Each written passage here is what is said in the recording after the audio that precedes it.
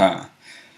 So I was researching, and I figured out my dream job would have to be a personal Ferrari shopper.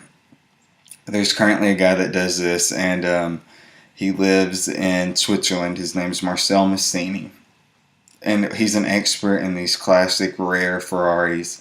And so what he does is these millionaires and billionaires pay him millions of dollars to go and find these cars all over the world. And if he finds one that he likes, then he buys it for him, and that's his job.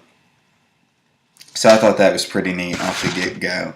Um, After researching it a little bit more, he is self-employed. So if I did do it, I'd have to be self-employed or be a friend of his that could kind of help use some of his contacts. So the pay of what he makes is kind of really like a commission, a finder's fee that he charges for all of that. And he makes a ton of money. I mean, these cars aren't cheap at all. And the more classic, more rare it is, obviously, the more money. His day-to-day thing is really just flying everywhere, and he has to know a lot about the engines and really has to inspect the car and know all the insides and outs about it to see how good of a find it actually is.